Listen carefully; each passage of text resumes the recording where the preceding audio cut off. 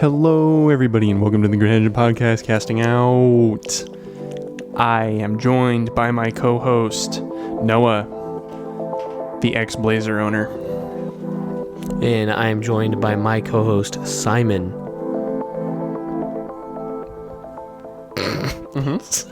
Continue. I'm joined by my co-host, Simon, who is the stinkiest feet in all of the Wild West. That is not even a lie. That's big facts. All right, guys. So check this out. Ready? Today, we're talking about more video game stuff because we just can't get enough. We can't get enough. It's too crazy. I'm going to start this off with something that I recently started doing again, and I was sad that I didn't bring up in our podcast about, like, we went up to the PS3, right? Did we? No, when we were with Eric? We got it to like the PS2-ish. Oh, we just started touching the PS2.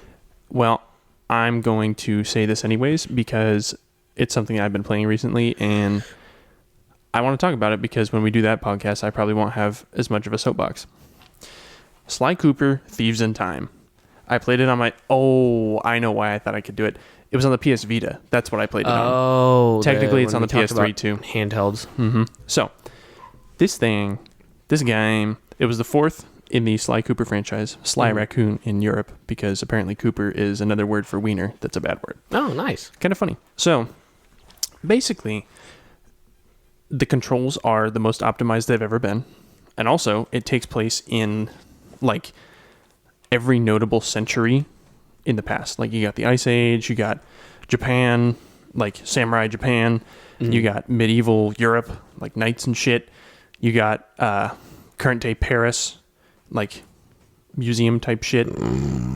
Nice. And then you have, I haven't gotten to the rest of them, and I'm not sure I remember them, but you have the Wild West too. And in each one, Sly Cooper meets one of his relatives, which is a different raccoon that steals shit pretty much.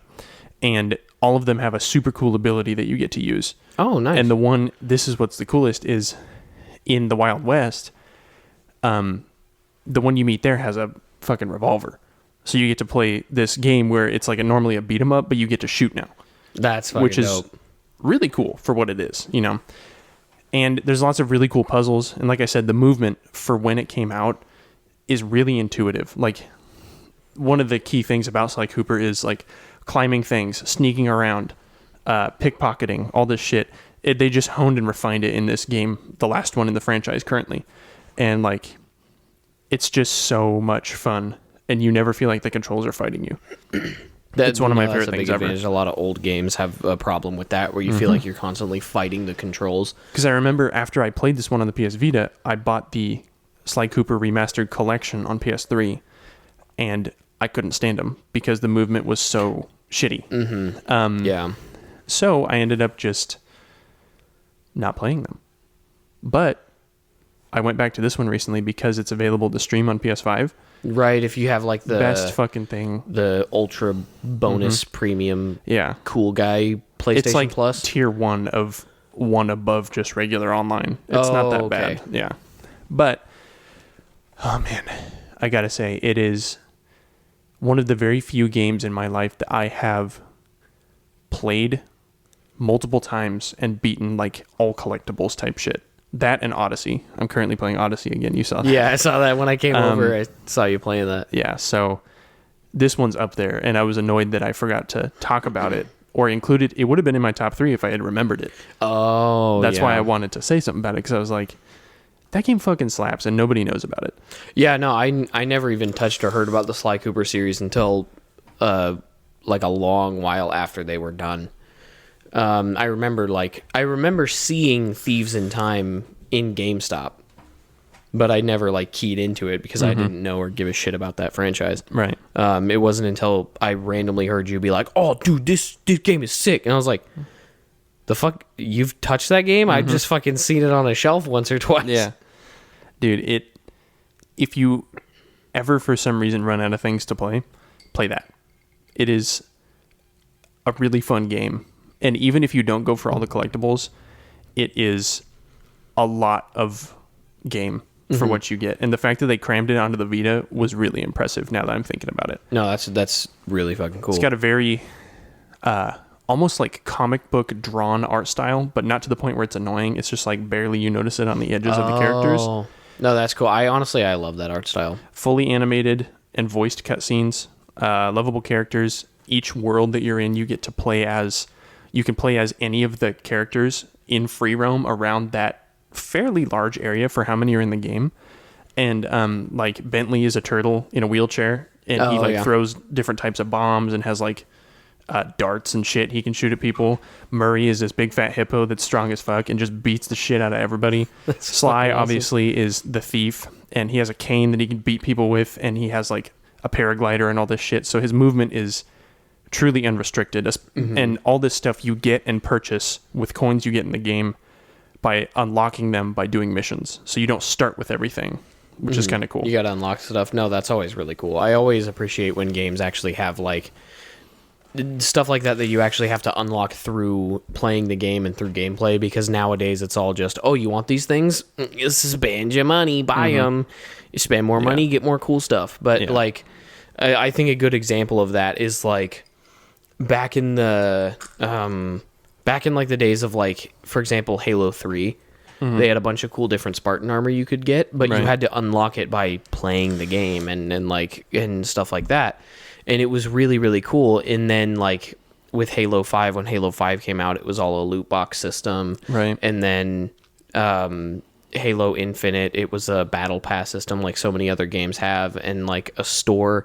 Because I would rather games stick to selling cosmetics, right, than like in back when like Advanced Warfare, Black Ops 3, where they straight up you had to get like guns and gun variants out of loot boxes and stuff like that. That was just broken as hell, because that was all pay to win. Right.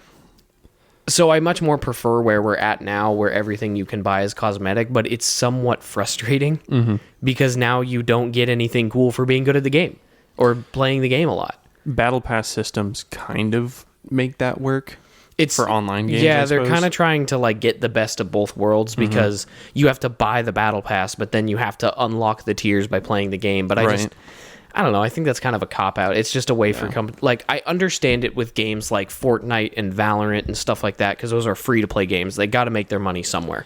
So battle pass systems make perfect sense. But like when Call of Duty and I guess Halo Infinite, technically the multiplayer was free, but when games like Call of Duty specifically, full priced, used to be $60, now $70 game has a battle pass that you have to pay for. Right. That's just a huge fucking fuck you middle finger. It's like, hey, you just paid $70 for this game. Now give us $30 more so you can unlock shit. Right. And the thing is Call of Duty still does it.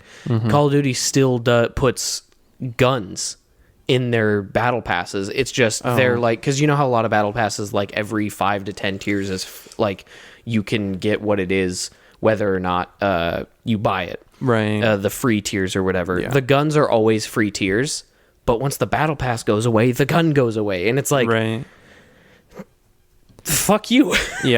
That's so stupid. Just, I don't know.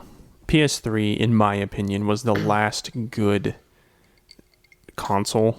I can't really speak on Xbox 360 because I never had one, but it was the last good console when it comes to free shit and like getting a complete game. Like even Black Ops 2 on that one, there was nothing you could buy other than like DLC maps. There was actually a lot of skins you could buy for like 99 Really? or 199, a fuck ton of them. Oh, well, even then that's cheap. You know, and that was like I don't know. No, yeah, that was $2 paying for dumb things in its infancy, I suppose. Yeah, and then you look at Valorant and it's like $20 for one skin for the Vandal. Yeah, they got me, man. Oh yeah, dude, I have so many fucking skins on that game. It's honestly atrocious. I should probably go to prison for how many skins I bought in that game. Yeah, I gave them more than their $60 worth. Oh yeah. And luckily they've given me a lot of playtime, but when you look at it, the amount of content you get is fairly small when you think about it. Same with Fortnite. It's like, even now, I think there's only like 2 or 3 maps. Or do they just keep changing the one? They just keep changing the one. Oh. That's the thing I will say with Fortnite, though, is they're constantly having events. They're constantly having different Travis Scott concerts where yeah, people Travis get hurt Scott concerts with weapons off. like, you know, they added the no build mode. They have like I can't remember what it's called. Basically the creative mode, whatever that's called. Sandbox? I can't remember what it's called. Is that what it is, though? It's a sandbox? Yeah, it's pretty much you just go onto the map and you have like and you can just do what the fuck ever. And you can like build your own shit. A lot of people. Gary's Mod did it first. Oh yeah, Gary's Mod the GOAT. Yeah. They are. No, it is, dude. I still play that. We were all in the Discord playing TTT not just a couple months ago. That game never ever gets old. Just because there's so much shit, and people still to this day are making shit for it. Mm-hmm. So it's just it doesn't get old, and there's so much content to be used for it. Mm-hmm. Where was I originally going? I totally got off track. Black Ops 2. Oh yeah, the skins like in the prices and stuff like that. Oh, you said there's not much content. That's what I was getting at. Oh yeah. Because like for example, Valorant, they have like a handful of maps, and with every act, they like remove a map to be reworked and then put one new one in, and it's like.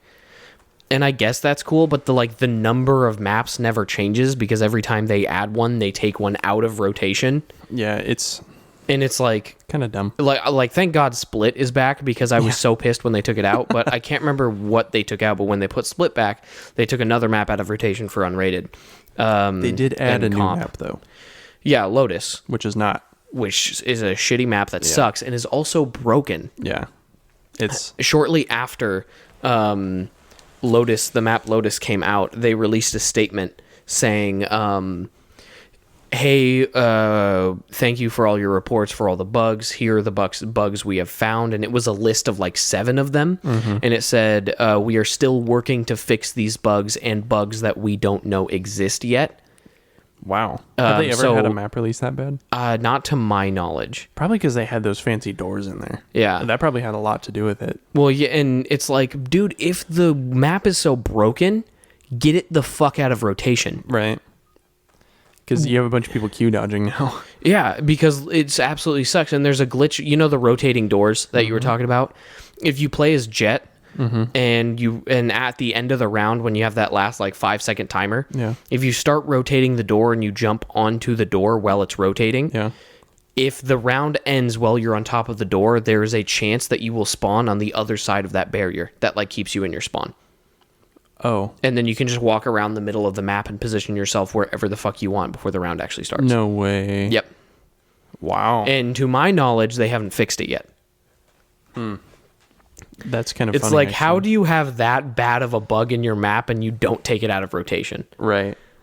Because that's like, if it's in comp rotation and that happens, people are going to be pissed, dude. I'm also curious if it's like a bannable offense. Because a lot of times with PvP games and highly competitive games, they will punish you for using exploits and glitches, even though it's technically not hacking. I don't know how Valorant is with that, and I don't know what type of what their stance is on that, but I know some don't allow exploits. They count that as cheating, even though it's not hacking. They count it as cheating, and you can get banned for it. That's goofy. Yeah. It's like it's your fault it's here. Right, yeah, seriously. What the fuck? That's so weird. I understand the point of not allowing it. You know what I mean? Because that way it's still it's a way to still deter people from doing it until they fix it. Mm-hmm. But it's just it shouldn't be a problem in the first place if it's in rotation. I understand game development is really hard and bugs happen and sometimes you don't know how to fix those bugs. Mm-hmm. But in a game that's as competitive as Valorant, if your map is that broken, get it the fuck out of rotation until you can fix it. At least for comp. Yeah. I don't know if it's in comp rotate. I haven't played comp at all this season. Maybe they didn't put it in, which would have been wise. It would have been, but also knowing Valorant, I wouldn't be surprised if it's in rotation. Yeah, it's possible. No, but back on the topic of replaying games that we played a long time ago, I am currently replaying The Last of Us because they the show just came out on HBO Max, and then also they remastered it on the PS5. So And the PS4. yeah, that was a while. It came out in 2016. It was remastered for the PS4, it came out in 2013 for the PS3, remastered for the PS4 in 2016, and then 2022 it was 2022 it was remastered for the PlayStation 5. And I got it on the PS5 just because I was like, I wanted to play it again, and I wanted the new fancy graphics because I'm... Was it worth it? Are they insane? I would say yes, because the graphics look way better. The details on stuff is just so much better. The cutscenes look way better. The clickers, you can actually like really see the details in their face. Clickers are cool. The... I know what they are. Okay. Yeah. And it's an amazing game. Like gameplay wise, it's just another generic Naughty Dog third person shooter, but the story is just so... Honestly, it's just so perfect. Yeah. There's no other way I can describe it. That I've only played it once. This is my second playthrough, but I absolutely love it, and I can't promise it's going to be the last time I play it through. Part of the reason I'm replaying it is because I want to play the second one. I've heard the... You never played it? No, I own it, but I've never played it because... I heard it was meh. I've heard the story's pretty garbo, but I've heard that the gameplay and the actual combat is a lot of fun and like better than the first one. That the actual gameplay is better, but the story kind of sucks. Okay. Yeah, I mean, I can believe that. I would hope they improved it. I think I would be in the same boat if and when they remaster again all of the Uncharted's. Because they've yet to release a mainline title for the PS5. I don't know if they will, because A Thief's End was supposed to be the last one. One. But I don't know, man. I really love those games. Those are ones that I've replayed several times. Not recently, but I've replayed them a lot. 4 on the PS4 Pro, the graphics were nuts, and it was absolutely just the best story I've ever seen. And it was fucking terrific. And I hope they remaster all of them again for PS5, but even if they don't, playing them on PS4 is good enough for me. You know? Well, you can always play them on your PlayStation 5 and just get better load times. Yeah, that's true. I could do that. I might do that because they're just so good. I know they released one for the PS5 that is like, it fills in the gaps in some secondary characters' stories, which I want to play. But I don't know. Usually I play those games a while after they've come out just because I'm not like a pre-order type dude. No, I get that. Yeah. Now, I need to play those games. I have both A Thief's End and the PS4 Nathan Drake collection. Yeah. But I've never played them. I think after I replay The Last of Us and play The Last of Us 2, I think that's next on my list. It's a good idea. Also You got to start with 1 as well, because the controls in that one are kind of... They're not annoying, but if you know what they turn into, they will be annoying. You know what I mean? It's hard to go back. That makes sense.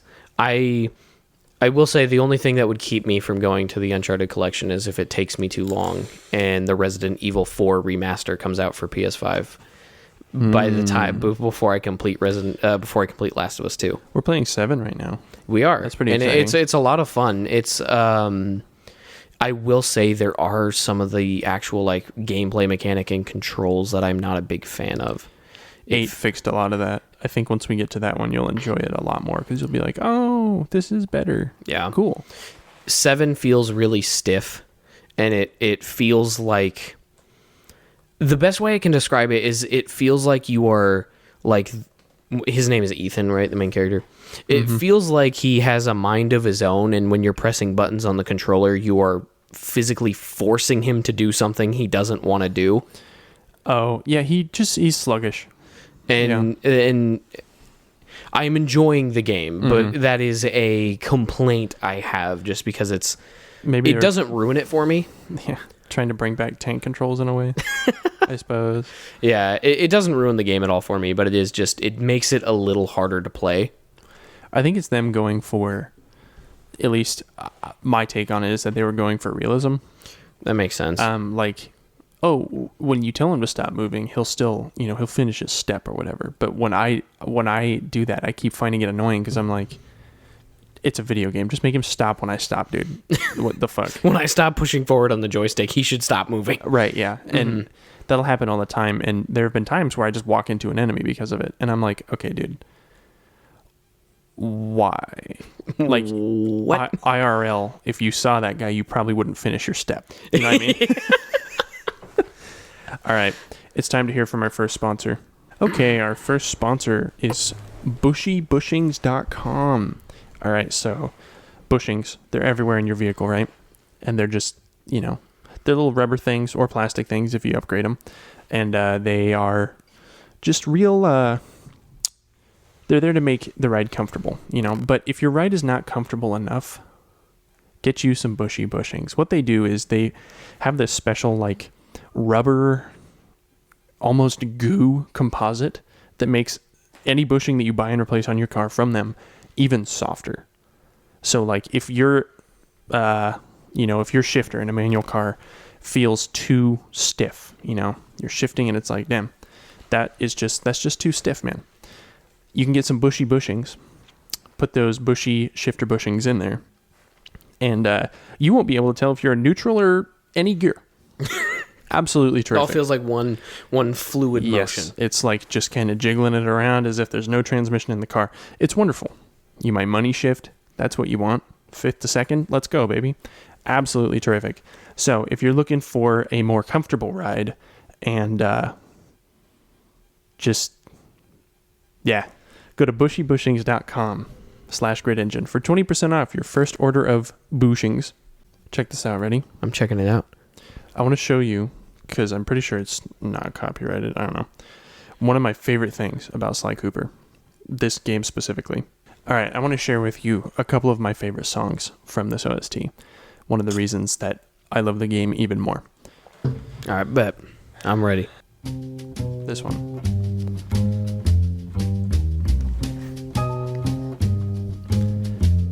The smoothest OST jazz you will ever hear. Ooh. So I'm guessing this is like a sneaky mission? Yeah. That's going on right Well, now? pretty much everything is a sneaky mission. Well, you said you had a big-ass hippo and a turtle that throws bombs, so I assume they're Yes. not all sneaky. No, but this is the part where you're playing as Sly in the modern-day Paris Museum. And it's just so smooth, dude. Oh, yeah, it sounds great, dude. And I'm fairly certain it's like a live recording, which is pretty cool to get an actual like jazz combo in there. That wouldn't surprise me. It sounds really good. I love all of it. The fucking bass line is great. That's the part that like makes it so cool. And one of my favorite things about this game is that when you're sneaking up behind an enemy to pickpocket them, they have stand-up bass notes that match with your footsteps. It's like a cartoony like do do do do do do do do while you're sneaking. Oh, that's fucking awesome. It's really funny. One of my favorite things I think about Super Mario Odyssey, oddly enough, that I've recently realized is that it in Odyssey they when you're using anything that has a pitch, like if you're traveling along one of the wires, as like a electrode or whatever, when you're traveling along one of the wires, the pitch of the little like sound effect that plays when you're on the wire will match whatever song is playing in the background, which is really fucking cool. I love it when games do that. It's such a small thing, but if it wasn't that way, you'd be like, oh, that sounds kind of dumb, No, yeah, that's really cool. That actually reminds me, one really cool thing that The Legend of Zelda The Wind Waker did that I don't really see in any other Zelda game that I can think of is Wind Waker's music was very different than any other Zelda's music, which makes sense because it was such a different game. It was very cartoony. It was cel shaded. It took place on an ocean with islands. Most Zelda games take place on a vast like country. Yeah. But in The Legend of Zelda The Wind Waker, when you are fighting, when you're doing combat, there's basically like a miniature like song type thing with like beats and notes that play every time you hit an enemy. Oh, that's cool. And it plays a part of it. And if you get like a full combo on an enemy, it like, because if you hit space, sounds a little choppy, but if you just like do a full combo, it all just flows together. Oh, that's cool. Like I keep going back to Sly Cooper, but there are certain parts throughout the game where you actually have to play a rhythm game, which is cool. Like a lot of the game, it'll surprise you how much of it all of a sudden is music driven, which is just, it just goes in line with the incredible soundtrack. Oh, it's just really cool. Same with Odyssey. They don't have like rhythm games or anything, but the soundtrack is just an absolute banger all the way through. And the way that it switches to 8-bit whenever you go into an 8-bit section. No, that is it's really so fucking cool. I love that about it. No, that's there's a lot of different. I noticed that games, honestly, the ones that usually have the best soundtracks are the ones that are more like wacky, I guess is the term. Like games like Sly Cooper, Mario Odyssey, Wind Waker, stuff like that. Those just kind of wacky, more out there games usually have some of the best soundtracks. There's obviously exceptions. There are video games. Yeah, there are games that like graphically look more on the realistic side and are kind of like standard. Not Skyrim. Maybe it's attempting a realistic look. But I mean, you're right though. Uncharted, and I don't know, I can't speak on The Last of Us, but Uncharted, I can't remember a single song from that. The Last of Us is one of those exceptions. The Last of Us has an amazing soundtrack, but it's a different vibe. Like Mario Odyssey, Wind Waker, and like those games, their soundtracks are amazing because of how like I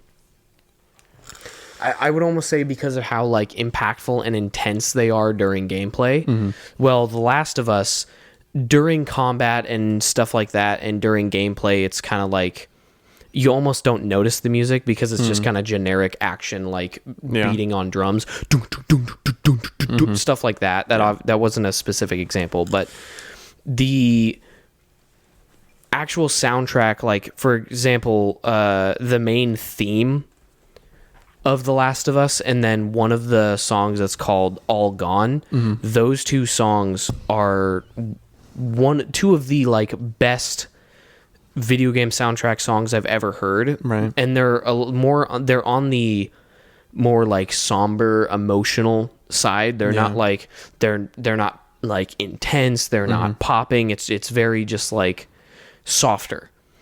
But that game is a very emotional game and a very story-driven game, so that works really well for what it's trying to do. Yeah, that's cool. Like, I think Skyrim is a big exception in that, because anyone who's played it, if they can't... Secunda. Yeah, that's what I was about to say. If they can't name the song Secunda, they will know what it is. You know, it has a very notable melody, even though it is not over the top in any way. You know what I mean? Which is really cool, just that they were able to do that. Yeah. I forget his name, but the guy who writes all of the music for the Elder Scrolls games is just an incredible composer. Oh yeah. That game has amazing music, and not just Secunda, but like a lot of like, I love most of the nighttime traveling songs, and then even the daytime ones. And I think my second favorite song next to Secunda is The Streets of Whiterun. Oh, that one's really good too. Yeah. That one, the music of Skyrim is really, really good at immersing you in the world. And I honestly think that should be if you're making music for a video game. Jeremy Soule. That's the guy. Yeah.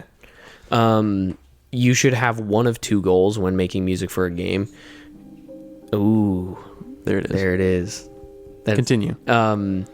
It should be one of two things. One, obviously, being the obvious immersion. You should be trying to immerse the player in the game world. You should be trying to convince them that you need to give a shit about what's going on in this world and you are a part of this world. I think this succeeds in that because at the time on PS3 playing that game, it was the most realistic experience you could have. Yeah, it was an amazing looking game for the time. And so hearing this while you're playing is like, it's immersing you in how peaceful it is, because there's a lot of the game where you're not fighting. Yeah. You know?